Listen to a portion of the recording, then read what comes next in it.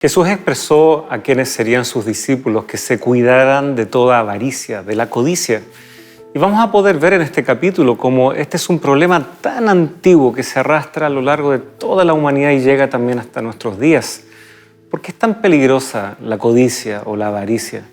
¿Por qué es que Jesús menciona esto de manera tan explícita? Vamos a explorar esto y cómo se ramifica en este capítulo aquí en Lecciones de la Biblia.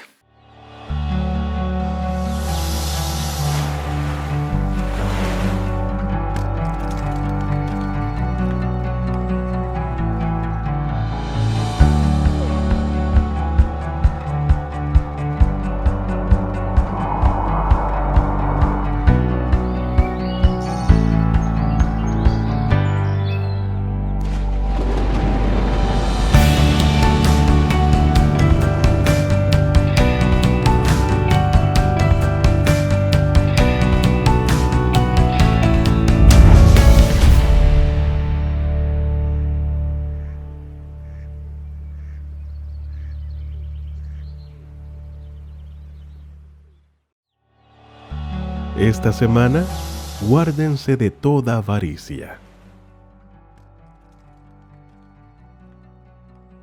Y les dijo, cuidado, guárdense de toda avaricia, porque la vida del hombre no consiste en la abundancia de los bienes que posee. Lucas, capítulo 12, versículo 15.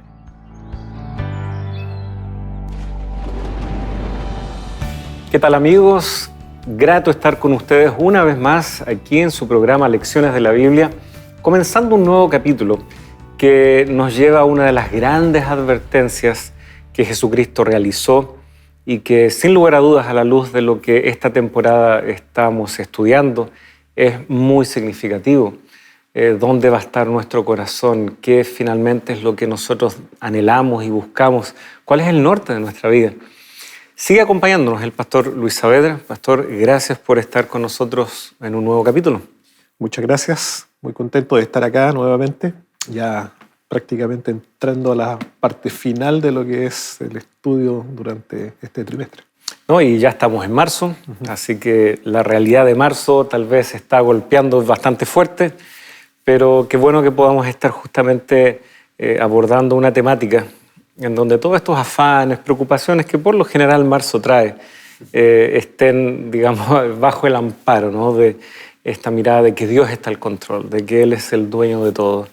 Así que, queridos amigos, vamos a orar y vamos a invitar al Señor a que pueda participar de este diálogo que tendremos junto a ustedes. Señor, en esta hora agradecemos el poder contar contigo, que tu palabra pueda también sobre estos temas tan cotidianos, que de pronto los alejamos un poco de lo que es nuestra experiencia espiritual junto a ti. Sin embargo, tu palabra nos muestra cómo están íntimamente relacionados, porque guardan relación con lo que nosotros le asignamos valor en la vida. Y si estas cosas materiales van a competir contigo, te pedimos, Señor, que nos ayudes a reorientar nuestra mirada, nuestros propósitos, y que podamos realmente cultivar el desear, el anhelar, el ver como nuestro mayor tesoro, tu evangelio, tu pronta venida, hacer tesoros en el cielo. Guíanos, Señor, en este estudio. Lo pedimos en el nombre de Jesús. Amén. Amén. Muy bien, tenemos aquí una advertencia. Guárdense de toda avaricia. Esa es la frase que capta, creo, inevitablemente nuestra atención. Y es el título para el capítulo de esta semana. Guárdense de toda avaricia. Pareciera de que hay un origen para el mal, un origen para lo que es esta gran rebelión, incluso en el universo, que nos alcanza hasta el día de hoy, justamente descansando sobre esta palabra. El ser avaros, el codiciar. Eso nos afecta a nosotros hoy, pero en algún momento esto comenzó. ¿Dónde es que podemos encontrar tal vez la génesis de este mal que tanto nos afecta al día de hoy y que nos aleja de Dios? Bueno, la Biblia es clara al decirnos que esto no es parte del plan de Dios, ni tampoco fue parte la codicia o la avaricia dentro de lo que era el carácter recto, santo, justo ni de Dios, ni tampoco de los seres que Dios creó. Pero en Isaías capítulo 14, versículos 12 en adelante, podemos encontrar aquí, ¿no es cierto?, esa génesis o ese origen de donde surge, digamos, lo que es esta actitud, lo que es esta decisión también frente a lo que nosotros definimos como la codicia. Dice así: ¿Cómo caíste del cielo, lucero hijo de la mañana? Derribado fuiste a tierra, tú que debilitabas a las naciones, tú que decías en tu corazón: subiré al cielo, en lo alto junto a las estrellas de Dios levantaré mi trono, y en el monte del testimonio me sentaré. En los extremos del norte, sobre las alturas de las nubes subiré, y seré semejante al Altísimo. Si bien, ¿no?, Isaías está describiendo, digamos, la actitud de ciertos reyes literales, sin embargo también entendemos que hay un simbolismo aquí, una representación también de algo que nos está describiendo el origen del mal o el origen del pecado. Y lo que Isaías describe es justamente lo que aconteció ahí en los cielos, desde esa perspectiva, ¿no es cierto?, profética, al anunciarnos y mostrarnos que en el corazón de este ser celestial, llamado Lucifer, que había sido creado conforme a la voluntad de Dios y al corazón de Dios, como un ángel recto, un ángel de luz, que tenía cierta responsabilidad importante dentro de la jerarquía celestial. Nosotros debemos reconocer que por las características que menciona el texto, Ezequiel nos dan a entender también de que este ángel estaba al servicio directo de Dios. Es decir, porque él podía estar allí en el monte santo de Dios, en medio de las piedras de fuego te paseabas, dice Ezequiel: perfecto eras en todos tus caminos. O sea, estamos hablando de un ser celestial que no fue, digamos, creado con un corazón corrupto, no había maldad en su corazón, y por lo tanto la codicia, la avaricia no era parte de él. Pero es aquí el misterio. O sea, esto es lo que la Biblia define como el misterio de la iniquidad. Es decir, cómo el pecado finalmente tomó ocasión y llegó a transformarse, a materializarse en una acción concreta en él, es una explicación que nosotros no tenemos. Pero sí tenemos las evidencias de lo que esto significa. Cómo este corazón finalmente que se corrompe, lo que intenta es usurpar algo que no le pertenece. O sea, esencialmente, si tuviéramos que definir entonces lo que es la codicia, lo que es la avaricia, es querer apoderarnos de algo que no tenemos y que no nos pertenece, que no es propio. Y la misma Biblia también define la avaricia como algo contrario al carácter de Dios.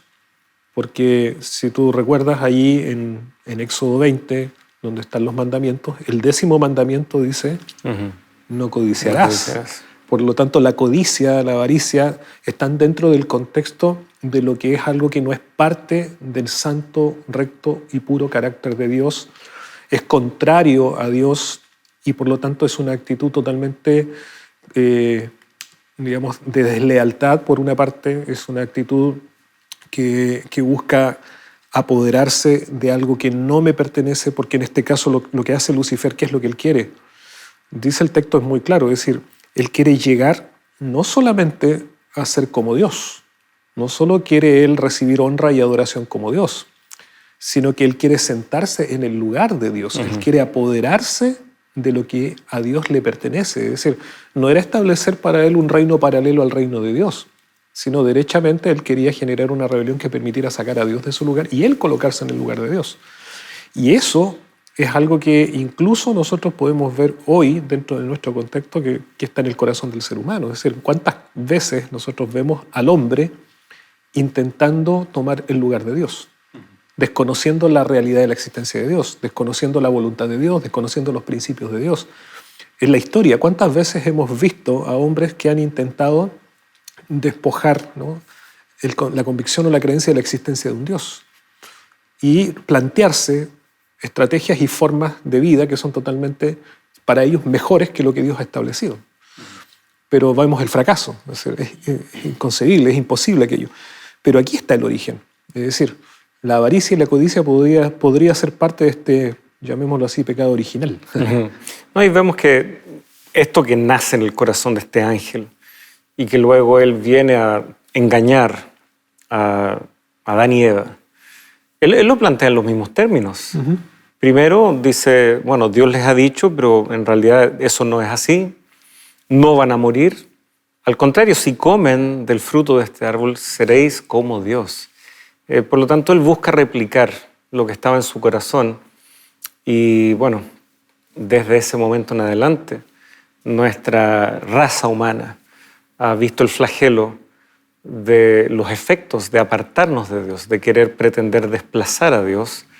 Y sin embargo pareciera que nos gusta todavía autoengañarnos con esta idea, como tú bien mencionabas, ¿no? De pensar que podemos realmente colocarnos en el lugar de Dios, ya sea para nuestras propias vidas, yo soy el dueño de mi vida, soy dueño de mi cuerpo, hago lo que quiero, o también como ciertos personajes en la historia que han buscado extender esto a un país, a una región, montar un imperio, desconociendo cualquier otra, ¿no es cierto?, autoridad aparte de ellos mismos, ¿ya? Así que vemos que lo que Satanás inició en realidad ha ido creciendo, ¿ya? Es como esa pelota de nieve, ¿no es cierto?, que va arrastrando todo en su camino y creciendo.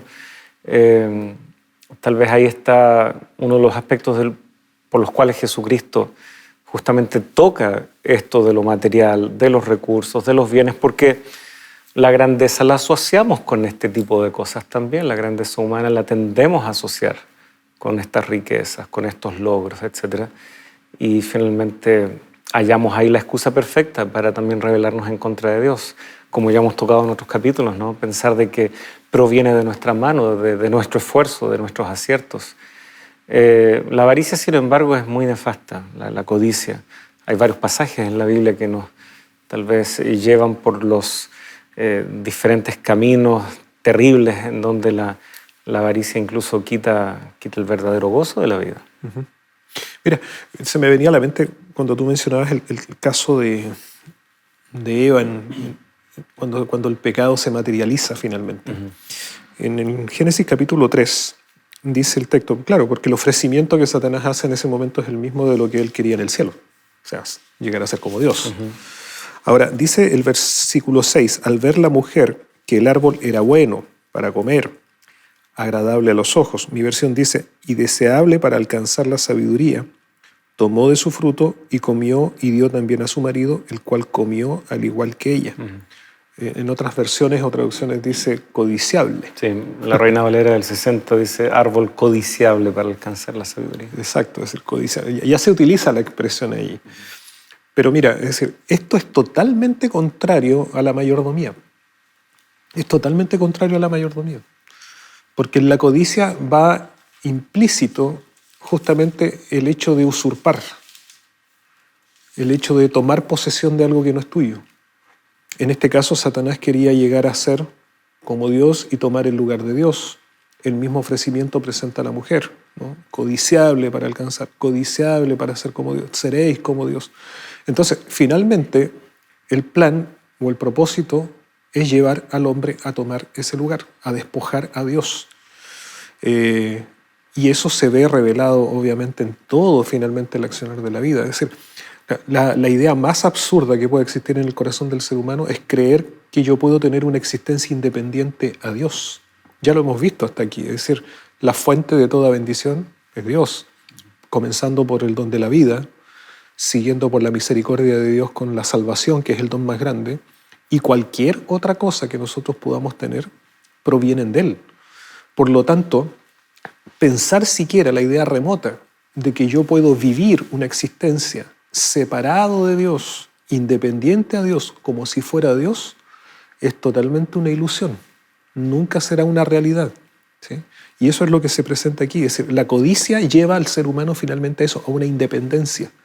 Y la independencia es contraria a la mayordomía, porque la mayordomía, ¿qué es? Como ya lo vimos en los primeros temas, la mayordomía finalmente se fundamenta en una relación que se establece vincularmente entre Dios, el Creador, con la criatura y una respuesta de la criatura con el Creador.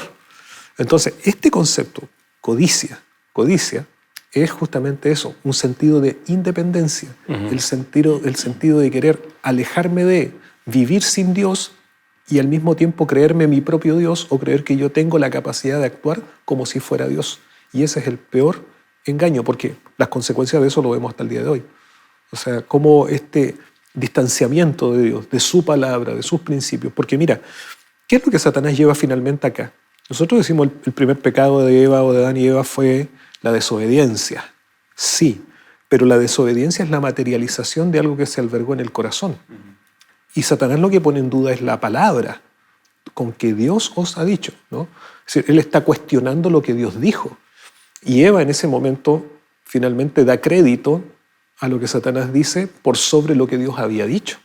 Entonces, cuando nosotros dudamos de Dios, dudamos de su palabra, es cuando el hombre comienza a tomar estas decisiones equívocas de desobediencia y que se materializan finalmente con esto, codicia, es decir, querer alcanzar esto, querer ser más que Dios, querer tomar el lugar de Dios, independizarme de Dios. Pero finalmente el resultado es nefasto, o sea, el fracaso es evidente y eso lo vemos hoy. Sí, bueno, y tú mencionabas, ¿no?, que esto es contrario al carácter de Dios. Dios no tiene como motivación para todo lo que hace la codicia, al contrario, Él es generoso, ¿ya? Él da vida, abundante, ¿ya? No le faltaba nada a Adán y Eva y Él permite que haya más vida, ¿ya? Y esta vida se multiplique. ¿Ya? Dios lo que más quiere es compartir, ¿no es cierto? Eso por un lado, y también notamos que Adán y Eva al optar por este camino, motivados por la codicia, materializados, como tú decías, en la desobediencia, finalmente pierden. No tienen ni lo uno ni lo otro. Porque Satanás lo que les plantea es una ilusión, como tú bien señalabas, y lo concreto de la bendición de Dios, de estar en el huerto, de ser criaturas, ¿no es cierto?, creadas perfectas, directo ahí de la obra creadora de Dios, dependiendo de Él. Ese era el mejor plan, era la mejor realidad para la primera pareja.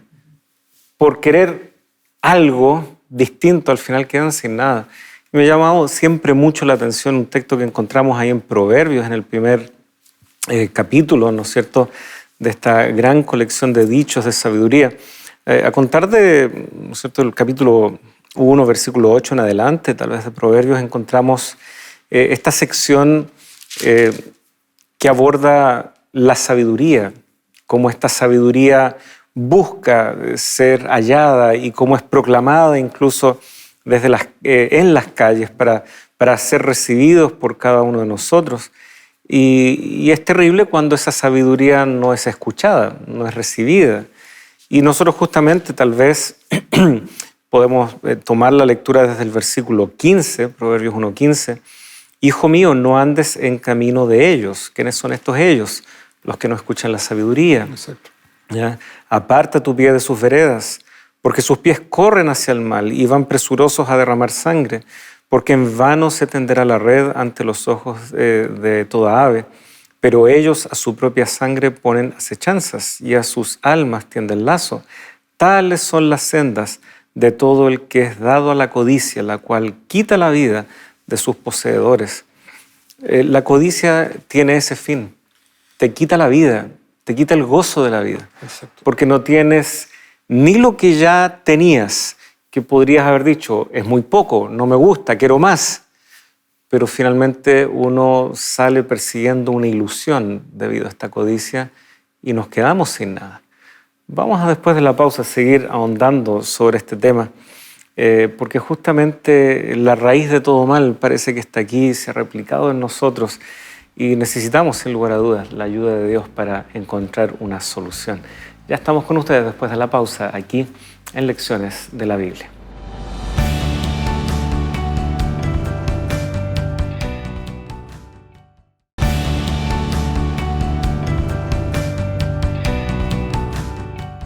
Gracias por permanecer junto a nosotros. Ya estamos de regreso aquí en un nuevo capítulo y en un nuevo bloque de Lecciones de la Biblia. Y queremos apartar un momentito para saludar y reconocer a algunas de las personas que en las redes sociales han compartido algunos de sus saludos.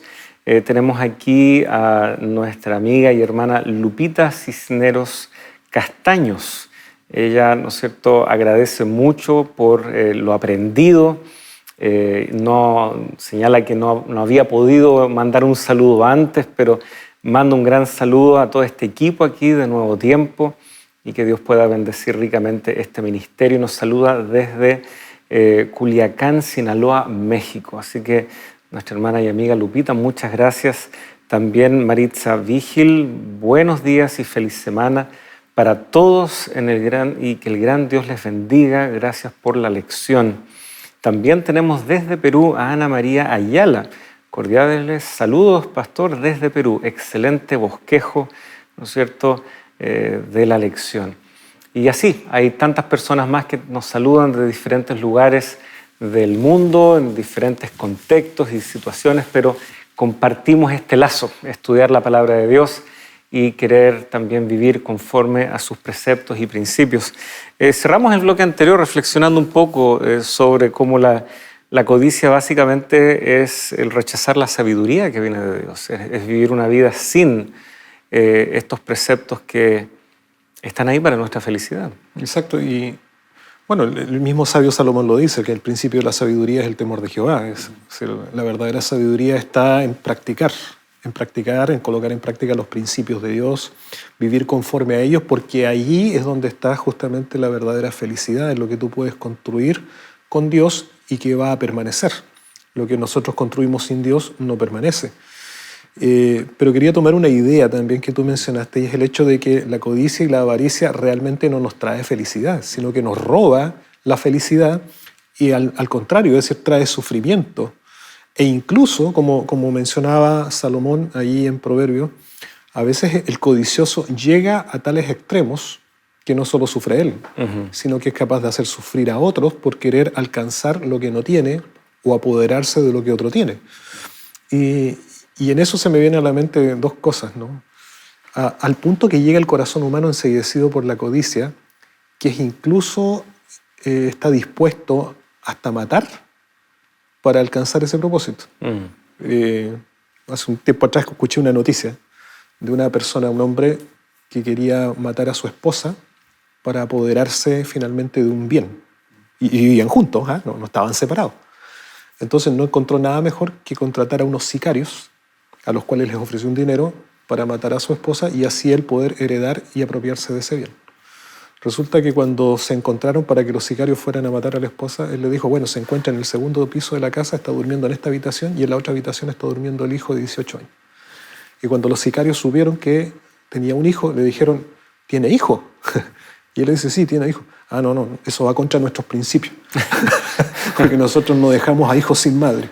Y finalmente lo mataron a él y se quedaron con el dinero. Entonces, mira, al punto que puede llegar la codicia, o sea, se enceguece el corazón y estás dispuesto a todo, es decir, hasta matar si es necesario para apoderarte. Y ahí se me viene a la mente un relato de la Biblia que también está en el Antiguo Testamento, en el primer libro de los Reyes. ¿Te recuerdas el caso de Acab? Acab, que quería... Sí. La viña de Nabot, ¿no? Y dice el texto que él va y le dice a Nabot y le ofrece, ¿no? Te la compro, ¿no? Nabot dice, ¿cómo voy a deshacer de mi heredad, ¿cierto? Lo heredé de mi familia. Bueno, te la cambio por otra viña. No estoy dispuesto. Y dice que Acab fue y se encerró, no comía, estaba triste, molesto, es decir, como un niño mimado que no recibe lo que él quiere.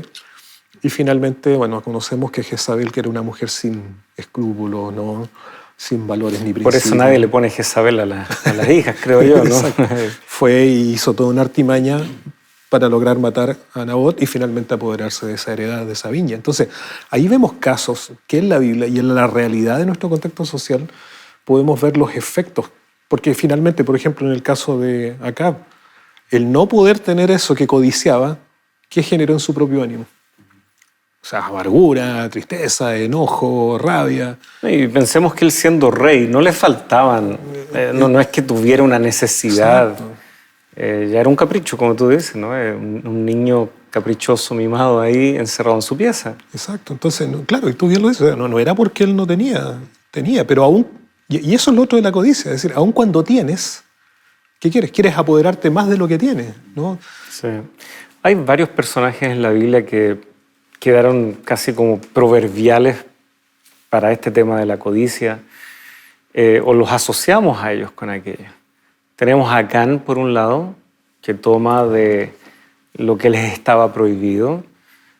También tenemos a Balaam, ¿no es cierto?, que por el pago suficiente estaba dispuesto a ir a maldecir al pueblo de Dios.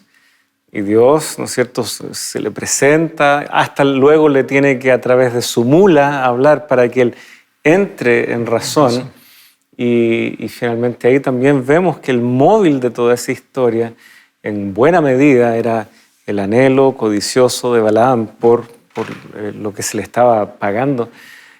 Volvamos, sin embargo, a Acán, porque aquí tenemos la voluntad de un hombre que, como tú bien decías, su avaricia finalmente termina perjudicando a todo su círculo familiar, pero él está en franca oposición a órdenes muy explícitas que ha dado Dios. Porque alguien podría decir, bueno, yo quiero más y lo voy a canalizar a través de canales legítimos, mi trabajo, voy a trabajar horas extras, y tal vez ahí el llamado de atención es más que nada cuida tu salud, no descuides tu familia. Mantén un equilibrio. Pero nadie le podría decir trabajar es malo, ¿no? Creo que entendemos la dinámica ahí. Pero aquí tenemos una orden explícita de Dios. ¿Cómo entender esta actitud en Acán? Claro, es decir, tal vez en Acán esa actitud que tú revelas o presenta, digamos, revela para nosotros justamente las malas armas para querer alcanzar ciertos logros. ¿En qué sentido? Es decir, despojar a Dios del corazón y los principios que Dios ha establecido. Porque la actitud de Acán es una rebelión primero contra Dios, contra la palabra de Dios, contra las órdenes que Dios había dado. O sea, Dios había dicho ahí, en Josué capítulo 7, ¿no? Aparece el registro de este incidente. Dios había sido claro. O sea, no tomen nada. Todo lo que haya en Jericó, ¿no es cierto?, será considerado un anatema. Y la palabra anatema en el hebreo significa, ¿no? Jerem significa algo que está totalmente consagrado a Dios para destrucción. ¿Sí? Dios dijo claramente, ninguna cosa. Pero aquí nosotros vemos la resuelta decisión que se manifiesta en una acción concreta en Acán, que fue tomar finalmente estos mantos, tomar por lo tanto estos lingotes, llevarlos consigo y enterrarlos, guardarlos secretamente, ingenuamente pensando que no, nadie me vio, nadie supo de esto, pero se olvidaba que la orden venía claramente ¿de quién? De Dios. Entonces nosotros vemos aquí que hay una confrontación entre lo que Dios nos dice con lo que es el corazón humano que justamente apartado de Dios se cierra y, como mencionabas tú, no quiere escuchar el consejo de Dios. Rechaza la palabra de Dios, rechaza la voluntad de Dios. Y es ahí donde nosotros tenemos que ser cuidadosos. Es decir, el mayor peligro no está en lo que está fuera de nosotros, sino que el mayor peligro es lo que está ¿dónde? En nosotros. O sea, por eso Jesucristo habla de lo que está en la mente. Finalmente es lo que nosotros materializamos finalmente en nuestras acciones, en nuestras decisiones y en nuestras acciones. Entonces, tal vez si tuviésemos que tener cuidado es cuídate de ti mismo, cuídate de lo que está en tu corazón, porque finalmente en la mente está el asiento del pecado. Es ahí donde maquinamos, por decirlo de alguna manera, la maldad que se lleva finalmente a acciones. Y una mente que no está sujeta a Dios, una mente que no reconoce a Dios, una mente que no está sujeta a la palabra de Dios, es finalmente una mente que lamentablemente va a tomar decisiones como las que Acán tomó. Y de hecho nosotros vemos aquí en el versículo 21, cuando él ya es descubierto, ya se hace todo un procedimiento que Dios guía allí, se llega, ¿no es cierto?, finalmente a su familia y específicamente a él. Y esto es lo que él explica, ¿ya? Él reconoce, sí, verdaderamente yo he pecado contra Jehová, verso 20. Y aquí él da la explicación, pues, verso 21, pues vi entre los despojos un manto babilónico muy bueno y 200 siclos de plata y un lingote de oro de peso de 50 siclos, lo cual codicié y tomé. Y he aquí está escondido bajo tierra en medio de mi tienda y el dinero debajo de ello. Es interesante cómo lo que uno codicia debe estar necesariamente ligado a lo que está escondido. Si algo no lo puedo gritar a los cuatro vientos, si algo es preferible que nadie lo sepa, esa es una gran señal de alerta. Exacto. Si cierto emprendimiento, si cierto negocio, es mejor no contarlo, si es mejor no contarlo a mi esposa, si es mejor que el otro socio no sepa, esa es una gran señal de alerta que algo está mal aquí y que probablemente esos negocios y acuerdos no van, ¿no es cierto?, de la mano de una ganancia honesta y tal vez brotan de este mismo espíritu que estuvo en Acán. Él sabía que no podía ser descubierto, pretendía tal vez engañar al pueblo, no sé cuánto a su familia, porque hacer un hoyo en la tienda evidentemente es algo que la familia pudo finalmente encubrir con él por algunos días, pero no podemos engañar a Dios. Exacto. Y mira, incluso que hay implícito otro pecado que Jesucristo también lo desenmascara, que es la idolatría, el amor finalmente al dinero. Porque esencialmente es eso, es decir, el amor al dinero se contrapone con el amor a Dios.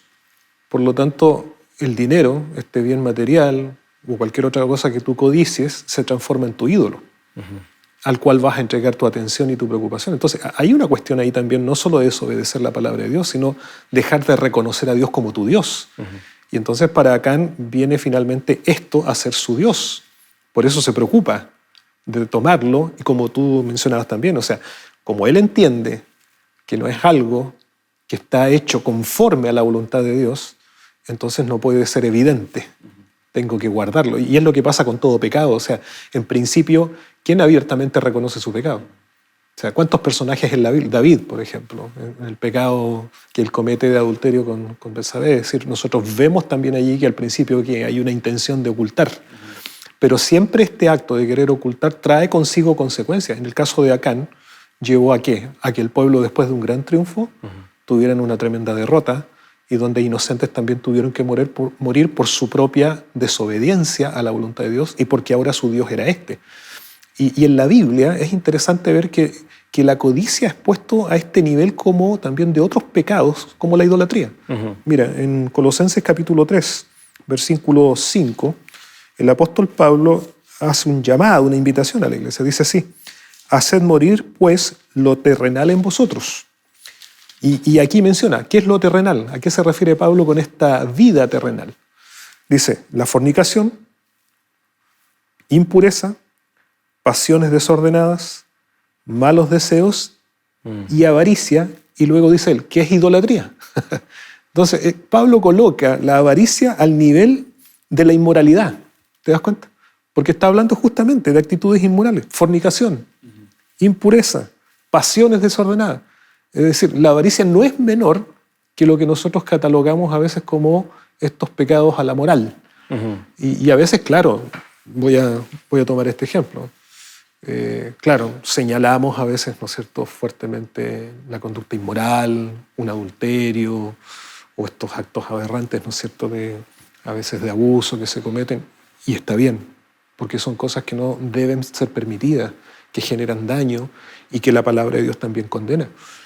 Pero a veces no miramos, por decirlo de alguna manera, como que tendemos a graduar la responsabilidad y también tendemos a graduar un poco el nivel de pecado, decimos, ¿no? Y como que la avaricia o la codicia estarían como en un peldaño un poquito inferior en relación a los pecados de carácter de inmoralidad. Y que son más visibles, mientras que este casi por definición tiene que ser más oculto, y ya veíamos el caso de Acán. Exacto, pero sus daños y sus repercusiones son igual. O sea. Sí. Y el problema con la avaricia es que, claro, tiene esa trampita, ¿no?, de que la vemos como algo menor, pero por definición también nos lleva a ir en contra de un claro así dice Dios. Así fue en el caso de Acán, así como ya vimos también Adán y Eva que toman del fruto. Siempre la avaricia, esa codicia nos lleva a ir directamente en contra de una orden que nos da Dios o de un estilo de vida que Dios nos muestra como deseable para nosotros que somos sus hijos. Así que tenemos ciertamente ahí un problema cuando a veces minimizamos. Alguien diría, bueno, Acán era un botín de guerra, etc. Sí, pero había una orden clara de parte de Dios. No podemos justificar lo injustificable. Queridos amigos, es tiempo de una breve pausa, así que quédese con nosotros, ya volvemos aquí en Lecciones de la Biblia.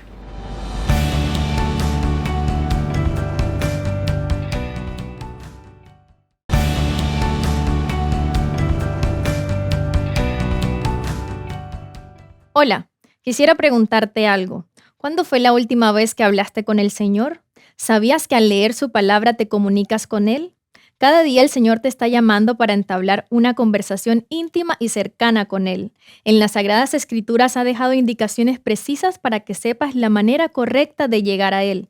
Descubre más solicitando la guía de estudio La Biblia Habla.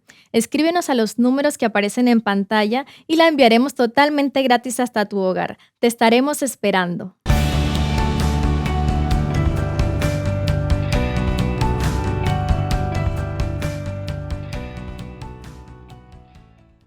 Ya estamos de regreso, gracias por permanecer en nuestra compañía y como siempre, cada semana estamos sumándonos a la invitación que ha hecho la Escuela Bíblica de Nuevo Tiempo.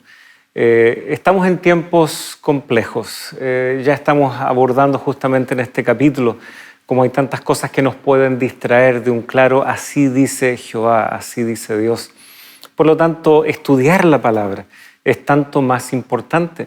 Esas distracciones no pueden pesar más que la palabra eterna de Dios para nosotros. Así que tome su teléfono o en su computador, entre, ¿no es cierto?, a la página de Nuevo Tiempo o bien llame, ¿ya?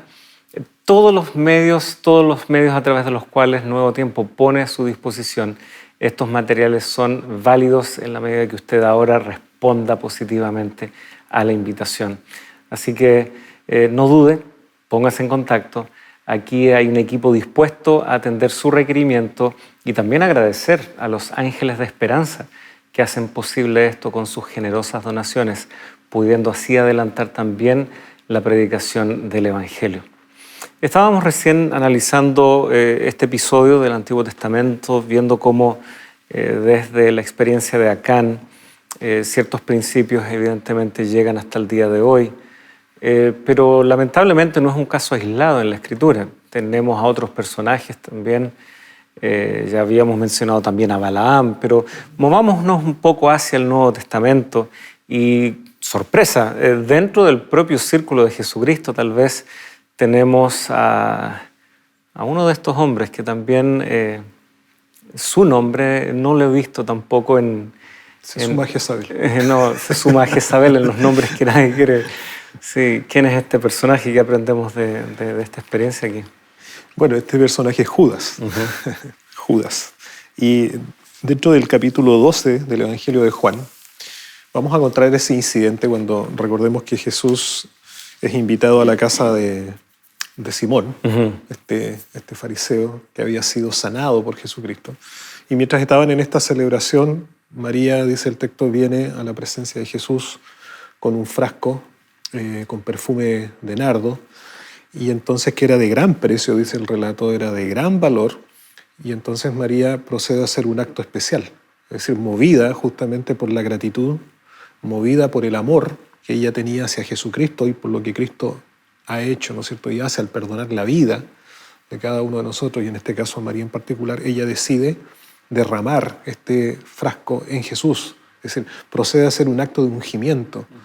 Tal vez en ese instante María tampoco entendía las repercusiones de aquello, pero Cristo lo valora. ¿Por qué? Porque María estaba preparando a Jesucristo para lo que habría de venir ahora. Recordemos que después ya de estos incidentes, el Evangelio de Juan nos está colocando rápidamente en el escenario de lo que es ya la pasión. La pasión. Sí, directamente. Es interesante, ¿no? Bueno, tú eres más especialista que yo. Bueno, de hecho, el verso 7, ¿no? Para el día de mi sepultura ha guardado esto. Y es correcto lo que tú dices. ¿Entendía María toda la dimensión? No, pero Jesús ahí Exacto. nos abre nuestra comprensión a esto. Exacto. Pero Judas no lo ve así. Y ese es el contraste que vemos aquí, ¿no? Judas, habiendo estado con Jesús durante todo este tiempo de ministerio, y habiendo gustado también de participar con Cristo en el ministerio, porque, claro, a veces nosotros vamos, ¿no es cierto?, como que Judas estaba, entre comillas, ya predeterminado o determinado a que tenía que ser él quien entregara a Cristo. Pero en realidad Judas tuvo las oportunidades para reconocer a Jesús, enmendar su camino. Los discípulos valoraban las actitudes de Judas, veían que podía ser, ¿no es cierto? De hecho, ellos insistieron en que fuera parte de este grupo de los 12.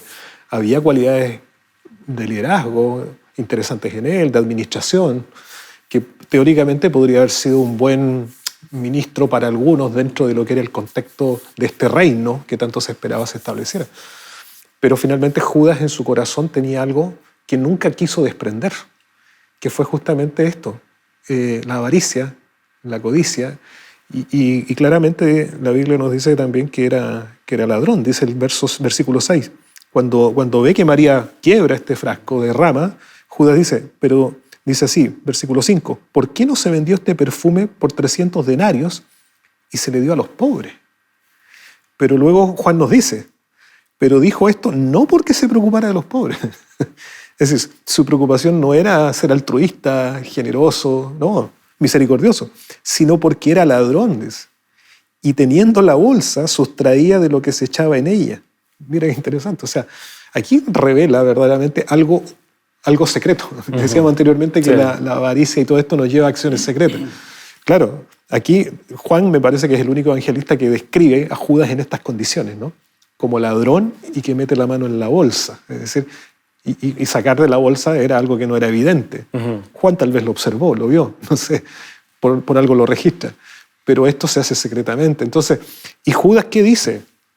Oiga, esto podría haberse vendido. Pero en realidad no estaba pensando en el bien, ni en lo que en Cristo se estaba haciendo, ni tampoco en los demás, sino que él estaba pensando en que ese dinero, si él lo administraba, podría perfectamente tal vez haber sacado un buen rédito para sí, ¿no? Lo que me llama la atención es que esto está siendo ofrecido a Jesús. Y entonces cuando él dice, mejor se hubiera vendido y dado a los pobres, en el fondo él está siendo mezquino con su maestro. Exacto. En el fondo le está diciendo, Jesús no merece esto. ¿Y qué motivaciones podría haber él tenido para pensar aquello? No sé, no podemos especular mucho, pero sí vemos a la luz de lo que los evangelios nos señalan respecto a Judas, es que él cada vez se está desilusionando más respecto a su maestro. Él habría esperado que Jesús ya hace rato hubiese hecho algo respecto a los romanos, la opresión, etc. Y él al parecer está queriendo forzar la mano de Jesús para que él se levante en contra de los romanos. Por eso fuerza en el Getsemaní el arresto de esta manera, etc.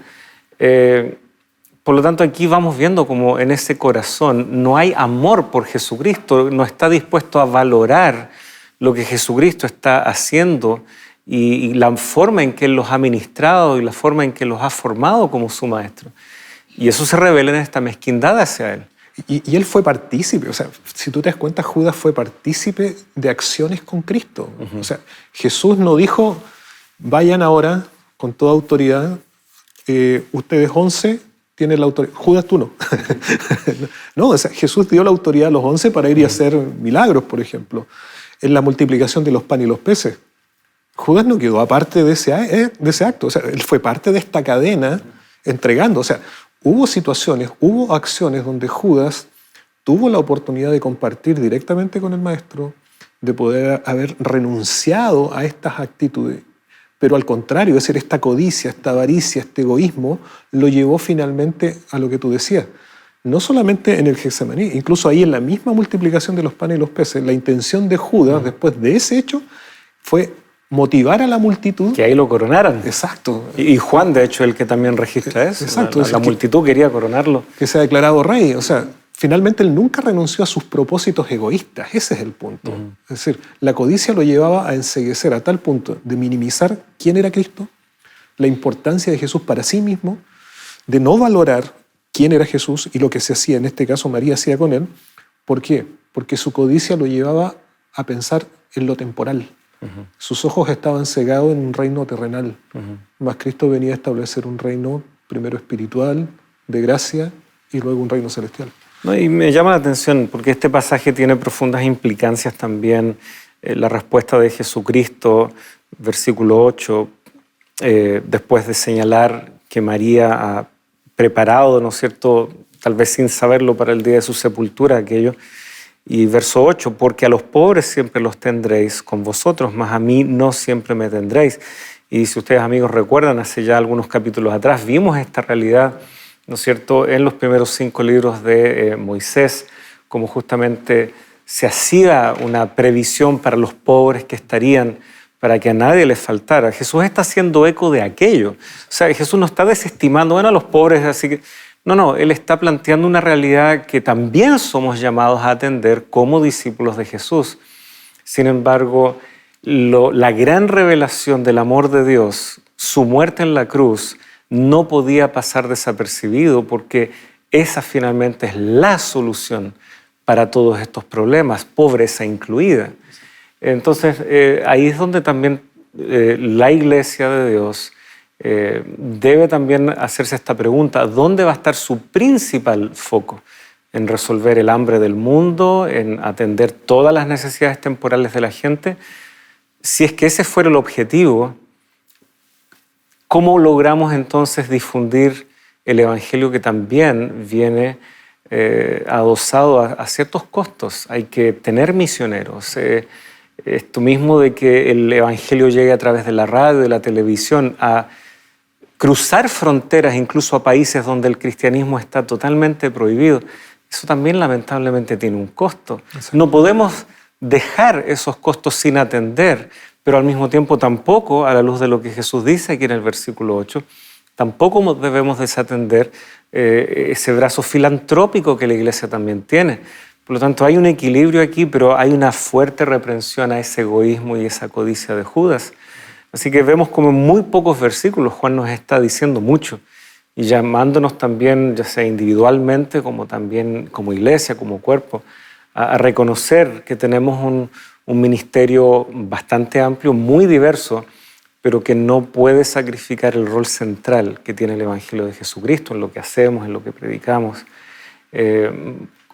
Cuán delgada es la línea que tal vez podría, si esto no se toma en cuenta, separar a una iglesia de una ONG, ¿no es cierto? ¿Cuál sería la diferencia si, al igual que otras organizaciones no gubernamentales, solo estuviéramos atendiendo problemas de lo inmediato y no predicáramos el Evangelio? Esa línea es delgada, es fina, es frágil, pero hay que preservarla para no dejar de predicar este mensaje distintivo. Sí, y en eso tienes toda la razón. O sea, nosotros históricamente hemos visto a través del tiempo cómo hay ciertos desequilibrios a veces dentro de la teología, cuando han surgido justamente corrientes teológicas marcando este énfasis, ¿no? Por una parte, no, el Evangelio es solo, nuestra preocupación tienen que ser los pobres. Y entonces comenzamos con este Evangelio social, que no está mal, pero que pierde de vista lo escatológico, llamémoslo así. Es decir, perdemos de vista la realidad de la salvación, de lo que Dios nos ofrece, de lo eterno, y centralizamos un evangelio temporal, es decir, un evangelio focalizado únicamente en el hombre, en sus problemáticas, en sus necesidades aquí, y dejamos de ver justamente la otra parte del evangelio, que es llevarnos hacia el reino celestial. Entonces, tiene que haber ese equilibrio, tiene que haber esa necesaria, digamos, armonía, por una parte, ¿no? que es un elemento importante. Además, como tú decías, a veces también es una iglesia que finalmente deja de predicar el Evangelio, pierde la esencia de su existencia. O sea, porque la misión de la iglesia cristiana es predicar el Evangelio.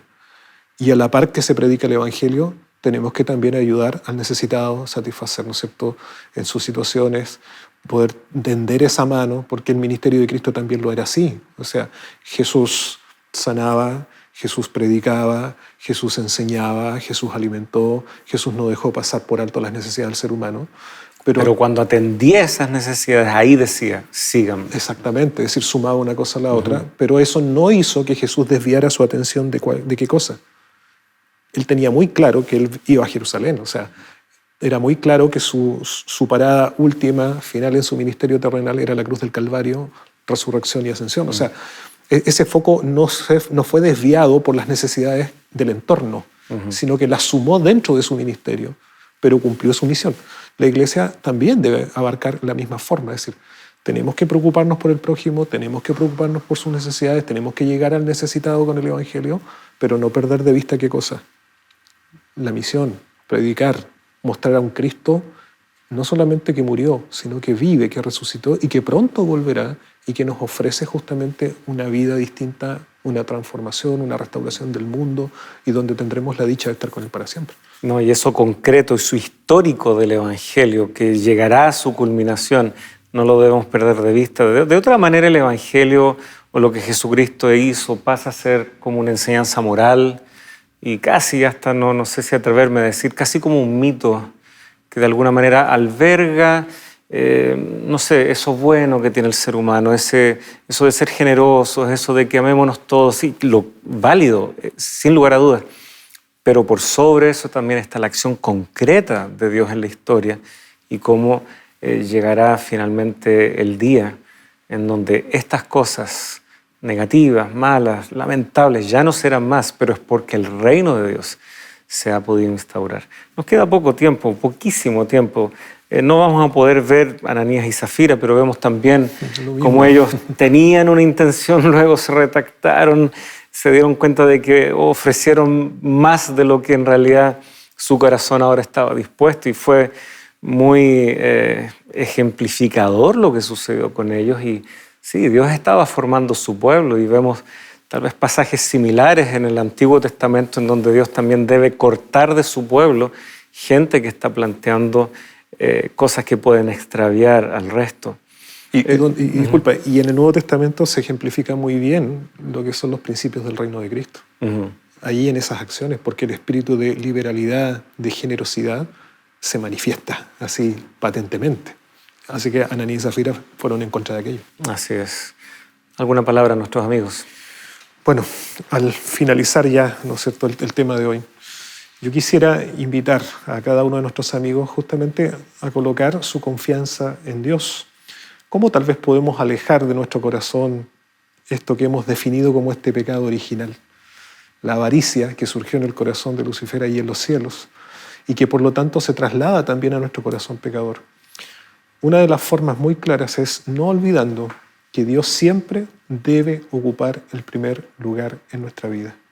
Una vida de relación personal con Dios, a través de la oración, a través del estudio de su palabra, pueden fortalecer y ayudar nuestro corazón para despojar nuestra mente de esa actitud egoísta y para que la codicia y la avaricia no se apoderen de nosotros, sino más bien el amor, la generosidad, la bondad puedan manifestarse para con otros, pero también para con la obra de Dios. Y yo quisiera invitar en esta hora a nuestros amigos a tomar esa decisión. Busque al Señor, colóquelo en primer lugar. Si tal vez esto está allí generando una lucha, pídale a Dios que pueda ayudarle a través de su espíritu, a través de su palabra, para despojar aquello que es la codicia del corazón e implantar, por lo tanto, esta nueva naturaleza en Cristo, que es, por lo tanto, vivir conforme a las enseñanzas de Jesús, reflejando ese carácter de generosidad, de bondad y de amor que Dios tiene y ha manifestado al entregarnos el mayor don, que es Cristo Jesús. Quiero invitarle a que podamos orar y pedir a Dios su bendición. Nuestro Padre Celestial, una vez más invocamos tu nombre, agradeciendo por las muchas bondades, misericordias y bendiciones que tú nos das. Pero sobre todo queremos en esta hora colocar nuestros corazones en tus manos. Oramos para que tu Espíritu Santo pueda transformar este corazón, para que la avaricia, el egoísmo que a veces albergamos pueda ser quitado y reemplazado por el amor, por la bondad, por la generosidad que caracterizan el corazón y la vida de aquellos que están en Jesús. Bendice a nuestros amigos allí.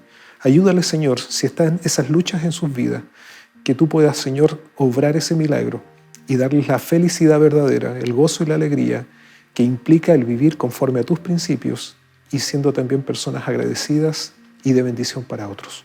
Lo pedimos todo esto en el nombre de Jesús. Amén. Amén. Muy bien, queridos amigos, gracias por estar con nosotros, gracias Pastor Luis por acompañarnos en un nuevo capítulo y será hasta la próxima vez que nos encontremos aquí en Lecciones de la Biblia.